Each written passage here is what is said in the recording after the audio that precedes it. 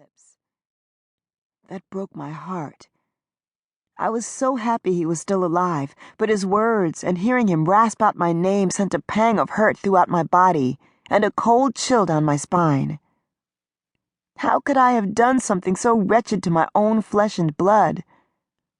"Shut the fuck up! She can't help you! The only one that can help you is your accountant!"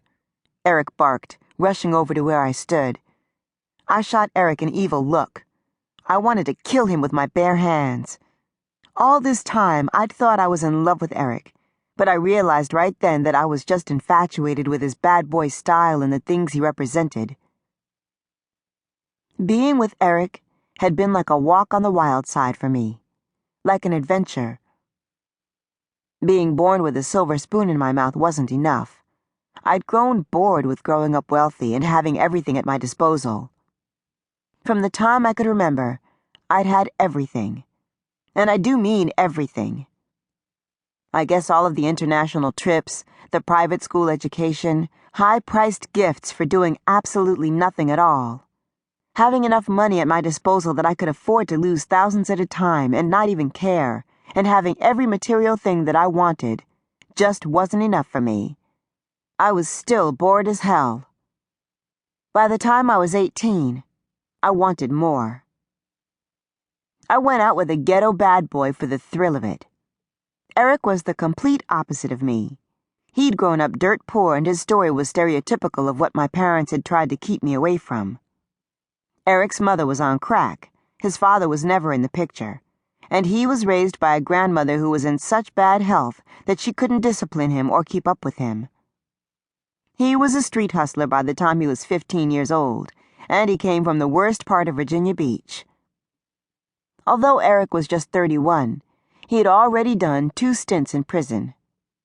I had thought of him as such an adventure, not to mention that all of the hot sex, ecstasy pills, and weed, run-ins with the law and making other girls jealous also excited me about Eric. Every chick in Virginia Beach wanted a piece of Eric Chambers, but he had chosen me. That made me feel more special than any gift my father could have ever given me. But look where my stupid infatuation and need for a walk on the wild side led to. "You think I'm fucking playing, right?" Eric hissed, walking over and kicking the already defenseless victim in the side. "Ugh!" He screamed out in pain. I hadn't even realized I was daydreaming and hesitating to make the call. "Stop it! You said you wouldn't hurt him!" I screeched. The tears were uncontrollable now. "Bitch, if you don't pick up the phone and dial somebody to get the money, I will fucking kill him and pin all this shit on you. Or better yet, I might just kill your ass too," Eric barked. His face was so serious. I knew when he was bluffing, and this wasn't one of those moments. I knew that if I didn't do it, Eric would be committing murder for real. My hands were trembling fiercely as I dialed the familiar number. I clutched my cell phone tightly against my ear and prayed that the accountant answered. Eric was standing over me menacingly as he brandished his gun so both of us could see it. "Hello?" I breathed into the phone through the computerized voice disguiser. I swallowed hard when I recognized the familiar voice on the message service that picked up. I felt like I would piss on myself. Eric snatched the phone from me. He could see that I'd frozen up like a deer caught in headlights. "We want $3 million in cash for his release. We ain't calling again. If you involve the cops, he dies. No second chances," Eric screamed into the phone. My heart sank as I looked into the battered face of my own father. I felt a sickening mixture of emotions, part anger, part regret, and a large part fear. I wished we weren't at this point. I wished my parents had hidden their disapproval of my wild life instead of treating me so badly. In time, we could have worked it out.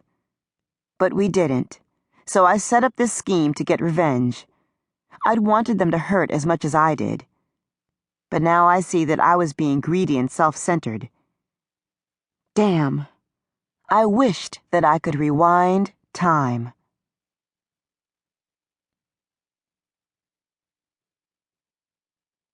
Chapter 1. My 21st birthday.